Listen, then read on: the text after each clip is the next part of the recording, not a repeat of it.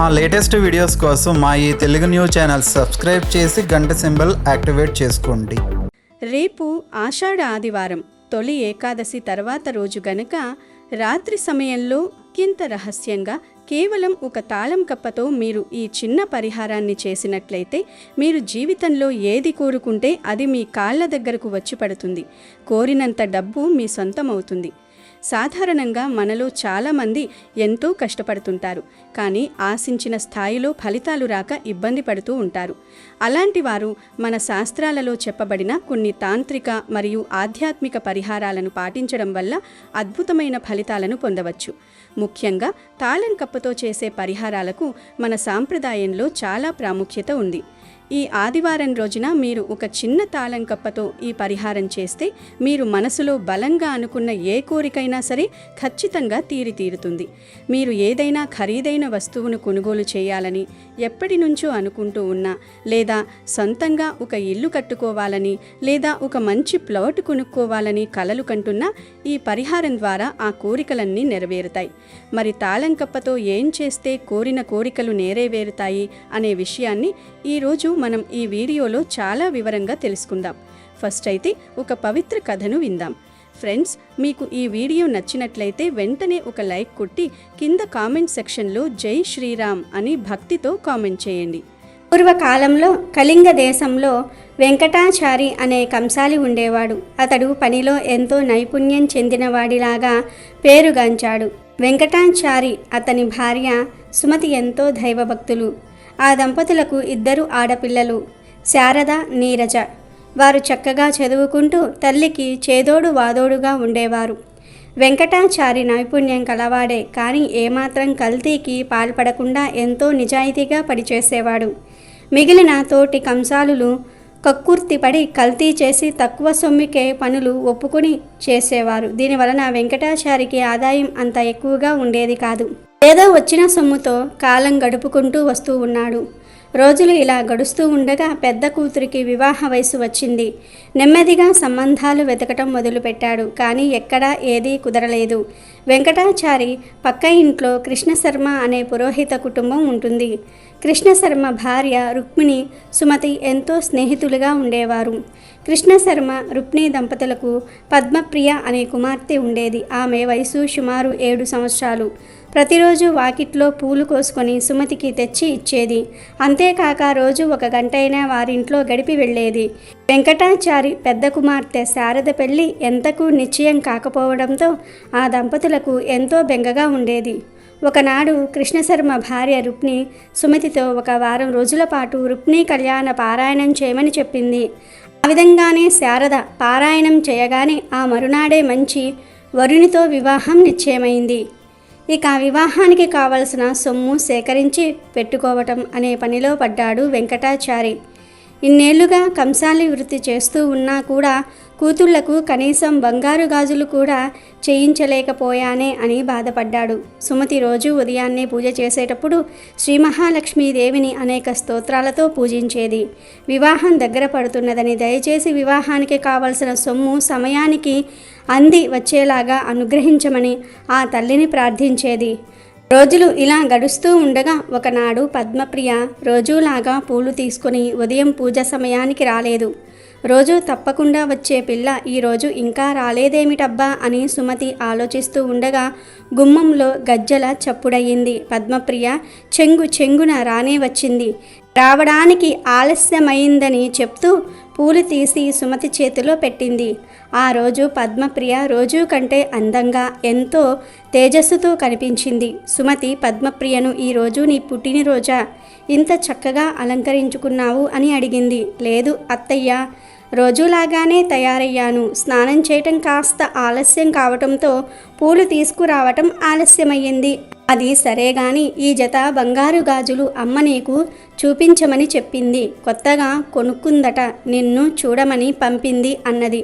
అప్పుడు సుమతి ఆ గాజులు తన చేతిలోనికి తీసుకుని చూస్తూ ఉండగా పద్మప్రియ ఇప్పుడే వస్తాను అని చెంగున బయటకు వెళ్ళింది. సుమతి ఆ గాజులను దేవుడి దగ్గర ఉంచింది. కాసేపైన తర్వాత పద్మప్రియ రాగానే ఇచ్చేద్దామని అనుకున్నది. వంట ఇంట్లోకి నైవేద్యం తీసుకురావడానికి వెళ్ళి పాయసం పూర్తవ్వగానే తీసుకువచ్చి పూజ గదిలో కూర్చుంటుంది. ఎదురుగా చూస్తే 2 జతల బంగారు గాజులు కనబడ్డాయి. ఇవేమిటి? ఇవి ఎక్కడి నుంచి వచ్చాయి? తాను ఇక్కడ పెట్టినది ఒక జతే కదా? లేదా నేను పరధ్యానంలో ఉండి గమనించలేదా? పద్మప్రియ నా చేతికి 2 జతలు ఇచ్చిందా అని తలుస్తూ పూజ పూర్తి చేసి దేవునికి నైవేద్యం పెట్టింది. ఆ 2 జతల గాజులను తీసుకుని రుక్మిణికి ఇవ్వాలని వారింటికి వెళ్ళింది. ఆమెను చూసిన రుక్మిణి, ఏమిటి వదిన, చేతిలో ఆ బంగారు గాజులు ఎక్కడివి? పిల్లలిద్దరికీ చేయించావా అని అడిగింది. ఇది విన్న సుమతి నోట మాట రాలేదు. అదేమిటి వదిన, ఇందాక పద్మప్రియ వచ్చి ఇచ్చింది కదా, నీవు కొనుక్కున్నావని నాకు చూపించమని చెప్పింది కదా అని అన్నది. అప్పుడు రుక్మిణి, అదేమిటి వదిన, పద్మప్రియ మీ ఇంటికి రావటమేమిటి? నిన్నటి నుంచి పిల్లకు ఒక్కటే జ్వరం, మంచం దిగనే లేదు, ఎక్కడికి వెళ్ళలేదు. అస్సలు ఆమె మీ ఇంటికే రానప్పుడు ఈ గాజులు ఎలా తెస్తుంది? అయినా నేను ఈ మధ్య అసలు గాజులే కొనుక్కోలేదు అని అన్నది. ఇది విన్న సుమతికి ఎంతో ఆశ్చర్యం కలిగింది. మరి ఇందాక వచ్చినది ఎవరు? ఆ గాజులు ఇచ్చినది ఎవరు అని ఆలోచిస్తూ ఉండగా ఆ వచ్చినది సాక్షాత్తు శ్రీ మహాలక్ష్మీదేవియే అని తోచింది.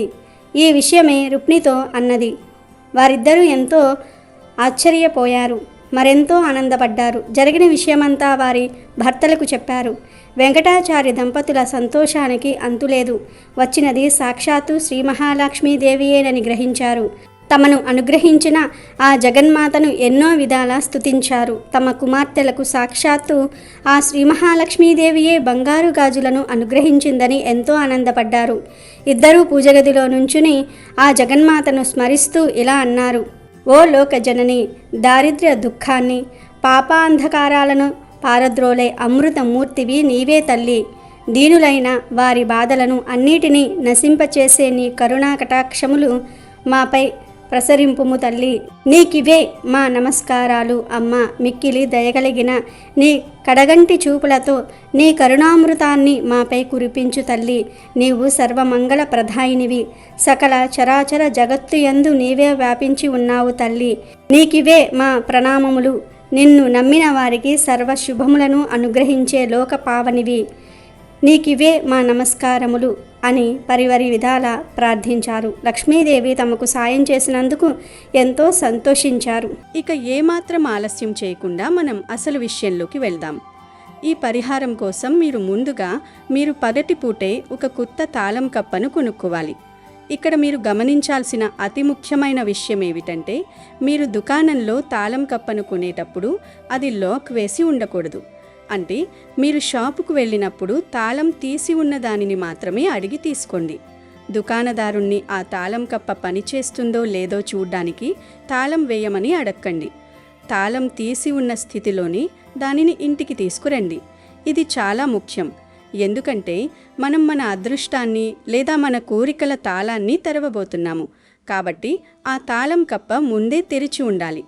ఇలా తెచ్చిన తాళం కప్పను ఆదివారం రోజు రాత్రి వరకు పక్కన పెట్టుకోండి. ఆదివారం అంటే చీకటి పడిన తర్వాత మీరు ఎప్పుడైనా సరే ఈ పరిహారాన్ని మొదలు పెట్టవచ్చు. ఆదివారం అనేది మన జీవితంలో కొత్త వెలుగులు రావడానికి, విజయాలు సిద్ధించడానికి అనుకూలమైనది. రాత్రి సమయంలో ప్రశాంతంగా ఉన్నప్పుడు ఈ పనిని మొదలుపెట్టండి. ముందుగా మీరు కొని తెచ్చుకున్న ఆ కొత్త తాళం కప్పను తీసుకోండి. దానికి శుభ్రంగా పసుపు మరియు కుంకుమతో ఒక చక్కని బొట్టు పెట్టండి. పసుపు కుంకుమలు మనకు లక్ష్మీప్రదం మరియు ఏదైనా శుభకార్యానికి నాంది పలుకుతాయి. ఆ తర్వాత మీరు ఒక నల్లటి దారాన్ని తీసుకోవాలి. సాధారణంగా మనం దిష్టి తగలకుండా ఉండడానికి లేదా రక్షణ కోసం కాలికి కట్టుకునే నల్లటి దారం ఉంటుంది కదా, అదే దారాన్ని తీసుకోండి. ఆ నల్లటి దారాన్ని తాళం కప్పకు వీడియోలో చూపిస్తున్నట్టు చుట్టాలి. ఇక్కడ మీరు గుర్తుంచుకోవాల్సింది ఏమిటంటే, ఆ తాళం కప్పకు మీరు ఖచ్చితంగా 7 చుట్లు మాత్రమే చుట్టాలి. ఈ 7 అనే సంఖ్యకు మన ఆధ్యాత్మికతలో చాలా ప్రాముఖ్యత ఉంది. సప్తర్షులు, సప్త సముద్రాలు, సప్త స్వరాలు, ఇలా ప్రతి దానిలోనూ 7 అనే సంఖ్య మిళితమై ఉంటుంది. కాబట్టి ఆ దారాన్ని వీడియోలో చూపిస్తున్న విధంగా 7 సార్లు చుట్టి ఆ తర్వాత మీరు పూజా గదిలోకి వెళ్ళండి. మీ పూజా గదిలో మీ ఇష్టదైవం ఎవరైనా సరే అది వెంకటేశ్వర స్వామి కావచ్చు, లక్ష్మీదేవి కావచ్చు, లేదా ఆంజనేయ స్వామి కావచ్చు. మీ మనసుకి నచ్చిన దేవుడి ఫోటో ముందు ఈ తాళం కప్పను ఉంచండి. అక్కడ ప్రశాంతంగా కూర్చుని మీ కళ్ళు మూసుకుని మీ మనసులో ఉన్న అతిపెద్ద కోరికను 7 సార్లు చెప్పుకోండి. ఆ కోరిక ఏదైనా కావచ్చు. మీకు రావాల్సిన డబ్బు రావడం కావచ్చు, మీరు ఎదుర్కొంటున్న అప్పుల సమస్యలు తీరిపోవాలని కావచ్చు, లేదా మీరొక కొత్త కారు కొనాలని, బైక్ కొనాలని, లేదా జీవితంలో స్థిరపడడానికి ఒక సొంత ఇల్లు కొనుక్కోవాలని కోరుకోవచ్చు. ఏ కోరిక ఉన్నా సరే పూర్తి నమ్మకంతో 7 సార్లు భగవంతుడికి విన్నవించుకోండి. మీ కోరికను చెప్పుకున్న తర్వాత ఇప్పుడు ఆ తాళం కప్పకు లాక్ వేయండి. అంటే మీ కోరికను మీరు ఆ తాళం లోపల భద్రపరిచారు అని అర్థం. లాక్ వేసిన వెంటనే ఆ తాళం కప్పను మరియు దాని తాళం చెవిని అంటే కీని తీసుకోండి. ఇప్పుడు మీరు దీనిని మీ ఇంటికి చాలా దూరంగా తీసుకువెళ్ళాలి. ఇంటి దగ్గర ఎక్కడా వీటిని ఉంచకూడదు. మీరు జనావాసాలకు దూరంగా ఉండే ప్రదేశాలను ఎంచుకోండి.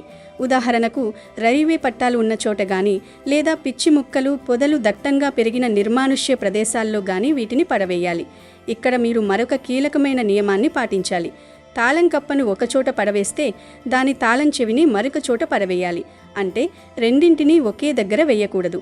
తాళం ఒక దిక్కున పడేస్తే తాళం చెవిని వేరే దిక్కున పడేయండి. ఇది ఈ పరిహారంలో అత్యంత ముఖ్యమైన ఘట్టం. ఇలా చేయడం వల్ల మీ దరిద్రం లేదా మీ అడ్డంకులు శాశ్వతంగా తొలగిపోతాయని శాస్త్రం చెబుతోంది. ఎప్పుడైతే ఆ తాళం ఒకచోట, తాళం చెవి ఒకచోట పడి ఉంటాయో ఇక మీ సమస్యలు మిమ్మల్ని వెతుక్కుంటూ రాలేవు. ఈ పరిహారం పూర్తి చేసిన తర్వాత వెనుతిరిగి చూడకుండా మీ ఇంటికి వచ్చేయండి. ఇంటికి వచ్చిన తర్వాత కాళ్ళు చేతులు కడుక్కొని శుభ్రంగా ఉండండి. ఇలా మీరు నమ్మకంతో ఆదివారం రాత్రి కనుక చేస్తే అతి తక్కువ కాలంలోనే మీరు ఊహించని మార్పులను చూస్తారు. ఆగిపోయిన పనులు వేగంగా పూర్తవుతాయి. ధన ప్రవాహం పెరుగుతుంది. మీరు కలగన్న బంగారాన్ని, ఇల్లును, వాహనాలను కొనుగోలు చేసే స్థితికి మీరు చేరుకుంటారు. చాలామంది భక్తులు ఈ పరిహారాన్ని పాటించి తమ జీవితాల్లో అద్భుతమైన మార్పులను పొందారు. అప్పుల ఊబిలో కూరుకుపోయిన వారు కూడా ఈ చిన్న ప్రక్రియ ద్వారా విముక్తి పొందారు. కాబట్టి మీరు కూడా పూర్తి విశ్వాసంతో, దైవ చింతనతో ఈ ఆదివారం రాత్రికి ఈ తాళంకప్ప పరిహారాన్ని చేసి చూడండి. మీరు కోరుకున్నది మీ కాళ్ళ దగ్గరకు రావడం ఖాయం.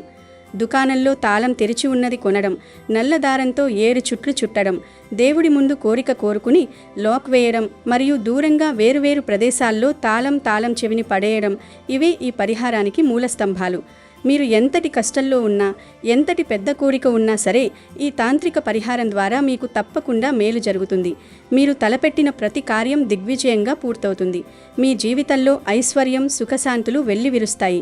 మీకన్నీ శుభాలే జరుగుతాయి గనుక ఈరోజు తప్పనిసరిగా ఈ తాళంకప్ప పరిహారం చేసి శుభ ఫలితాలను పొంది సంతోషంగా జీవించండి. అమెజాన్లో బెస్ట్ డిస్కౌంట్స్ కోసం వీడియో డిస్క్రిప్షన్లో లింకు ఉంది, చూడండి. అలాగే మా టెలిగ్రామ్ ఛానల్ సబ్స్క్రైబ్ చేసుకోండి.